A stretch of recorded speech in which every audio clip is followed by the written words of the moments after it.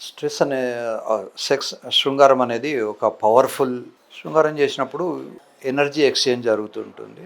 ఏ వ్యక్తి అయితే బాగా డిప్రెస్డ్గా ఉన్నాడో లేదా టెన్షన్స్ ఉన్నాయో అప్పుల బాధలు ఉన్నాయో శృంగారంలో పాల్గొన్న తర్వాత కనీసం కొద్ది నిమిషాలన్నా ఆయన రిలాక్స్ అయ్యేందుకు అవకాశం ఉంటుంది. సేమ్ థింగ్ విత్ అమ్మాయిలకు కూడా శృంగారం వల్ల సైంటిఫికల్లీ ప్రూవెన్ ఏమిటంటే రిలాక్సేషన్ వస్తుంది. అప్పుడు కొన్ని లవ్ హార్మోన్స్ అని హ్యాపీ హార్మోన్స్ అని కొన్ని బాడీలో రిలీజ్ అవుతాయి. వాటి పేర్లు ఆక్సిటోసిన్ అని డోపమిన్ అని. సో ఈ హార్మోన్స్ రిలీజ్ అవ్వడం వల్ల పేషెంట్కు హ్యాపీనెస్గా ఉంటుంది, టెన్షన్స్ కూడా తగ్గుతాయి.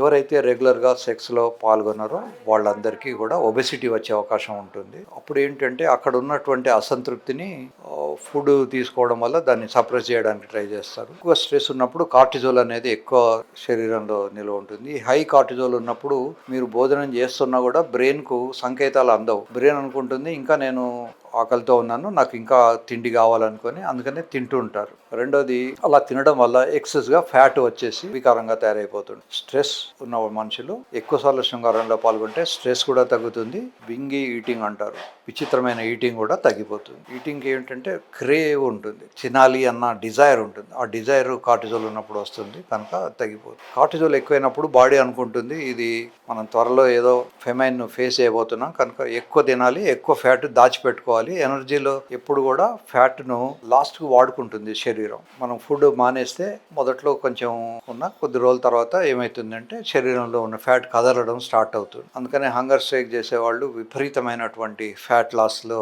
వెళ్ళిపోతుంటారు. ఈ ఫ్యాట్ పెరగడానికి శృంగారంలో తక్కువ సార్లు పాల్గొనడం కూడా ఒక కారణం.